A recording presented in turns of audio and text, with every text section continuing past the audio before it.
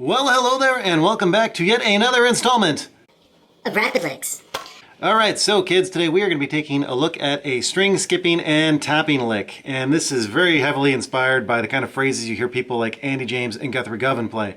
First time I heard this was, actually I think it was a gear product review or maybe an interview with Guthrie, and he was just flying around improvising. He played something like this. I thought it was witchcraft. I couldn't even begin to comprehend what the heck he was doing. And ever since then, I've been kind of dabbling with this technique, and I finally figured out some mechanics that work for me, so I'm going to go ahead and show you what I'm doing to kind of get that Andy James, Guthrie Govan kind of string skipping, tapping sound thing. So let's go!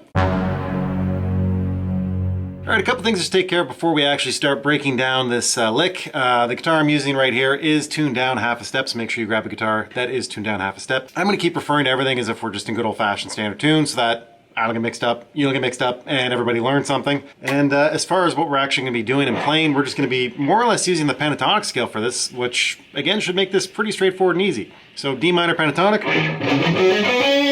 that's all we're going to be doing for the most part, folks. Alright, let's go.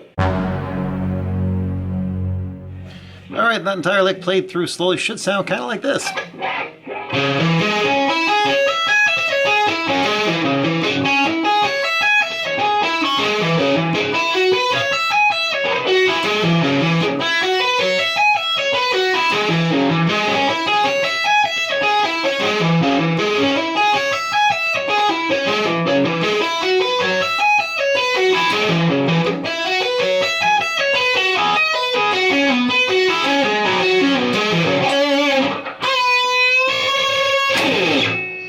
Kind of like that.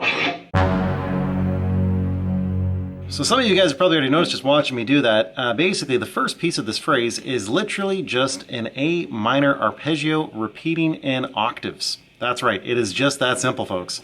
So to do that, all you're going to want to do, locate yourself here on your low E string at the 10th fret. And I'm using my pinky. Sometimes you can go ahead and use your ring finger if you want, and come up here and you're going to be hammering on to the 13th fret right there, so this kind of motion. And I'm kind of hammering on as well with my index, so I'm not actually picking anything, which is important to know for this lick. So it's kind of that kind of thing. And then all I'm doing is I'm taking my middle finger, you can use your index finger, whatever you want, and tapping up here on the 17th fret. So basically,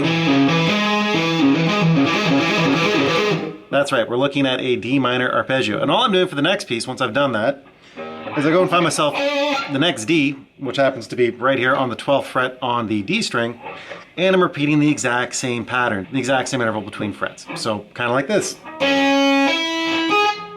Right? So this is what we have so far. Okay, good. Now, as you might have guessed, we're doing literally just D minor here, so all we're going to do is come over onto the high E string, find yourself the 10th fret of the high E string, and you're going to hammer onto that out of nowhere. Then hammer onto the 13, and then you're going to be tapping the 17. So basically up to this point, here's what we have.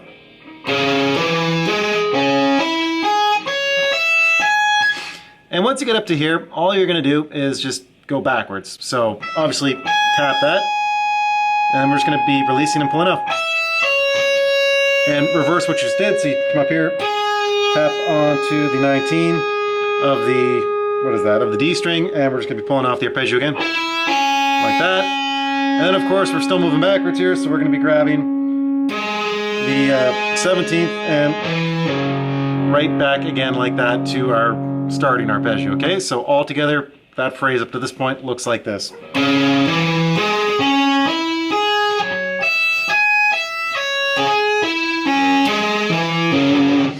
Okay, and that's it. That's the entire first little bit of the phrase. So basically, when you heard me play this the first round, I did that twice. So go ahead and play that twice.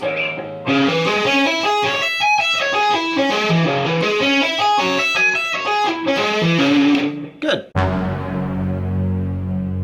Okay, now that we're back here, basically what we're going to do is the exact same phrase, the exact same everything. The only thing we're going to change is the notes we played between the two E strings.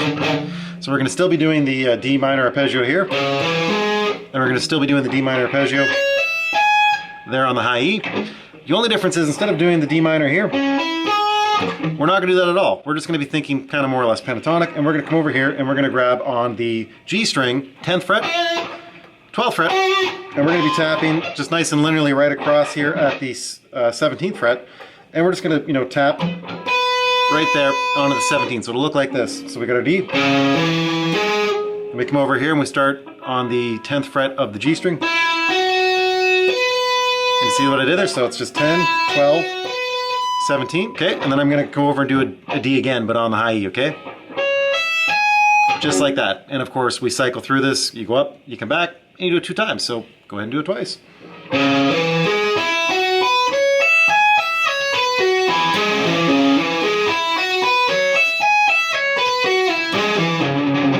Just like that. Oh, and if you want to add more spices, don't feel like you always have to do, you know, that little piece there. You could always do that exact same pattern, but on the D string for a little bit of variety. See what works for you, see what feels natural. Just make sure you do it twice unless you can vary them and it still works out for you. Me, I can't seem to think fast enough while I'm doing this to get it to work. So that's why I repeat everything 2 times. Okay, so basically we've done both patterns now twice. So like this.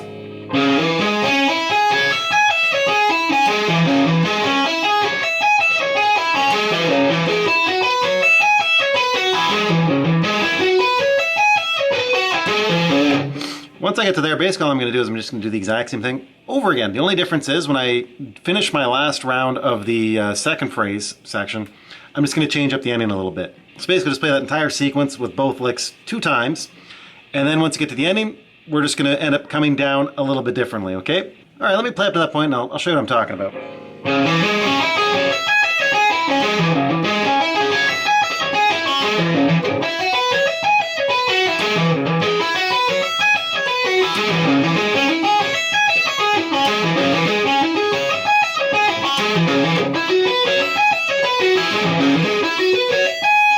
To there. Okay. Now once we've hit here, when you come back down, instead of coming back down the way you just did, what I'm going to do is I'm basically just going to come and tap all the way down here, all of these strings, just kind of moving linearly straight across the at the 17th fret here. And we're just going to kind of move through D minor pentatonic, so you know, this kind of phrase. Except we're going to be beginning all of that with taps up here. And all we're going to do is we're going to skip a string, go back a string, skip a string, go back a string. So it'll be like this. Skip a string, go back one, skip a string, go back one, skip a string, go back one, skip a string, we're back at the D, which is perfect. Now, I end up just kind of coming up here with my ring finger and grabbing right there, that D. And that's pretty much the end of the phrase. I did something a little bit different in the intro video. I'll show you that if you want after, but that essentially is the entire lick.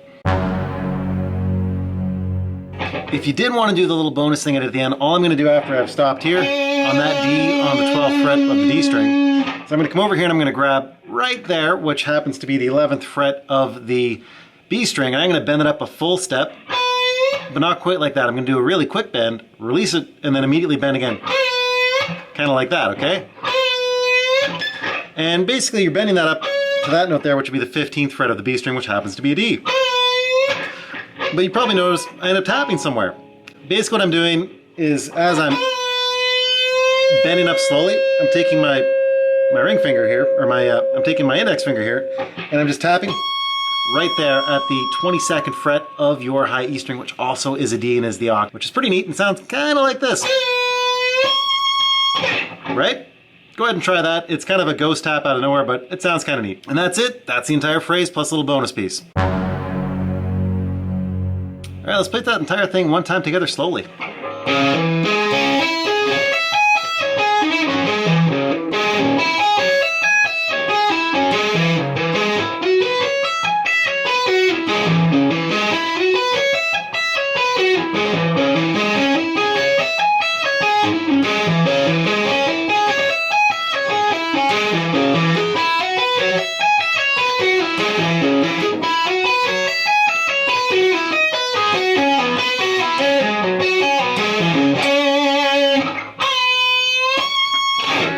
Just like that.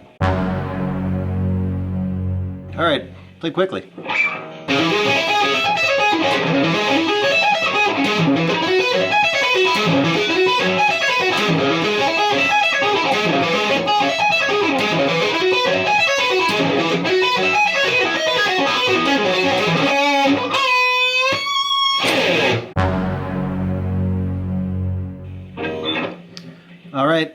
maximum effort.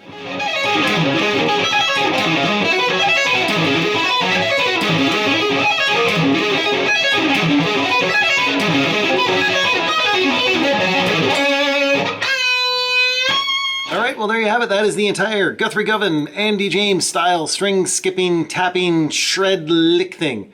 Again, this lick sounds really cool. It's incredibly flashy, and you know what? Honestly, it just looks a lot harder than it really is, which is a bonus. The only thing that's really going to trip you up is going to be just getting these movements and these shifts under your fingers. Once you've got that sorted out, this isn't too bad at all. It's really just kind of a rhythm that you're going to find yourself falling into, and it should all just kind of go into place. But anyway, that's it. That's the entire lick. As you can see, sounds complicated, looks complicated. The concept itself, kind of simple. Work on it, get up to speed, impress your friends with it. Anyway, that's all I got for you guys for today. As usual, if you enjoyed the content, if you learned anything, please make sure you hit like and subscribe and help this channel grow a little bit. And just like always, we'll see you guys in the next video. Bye for now.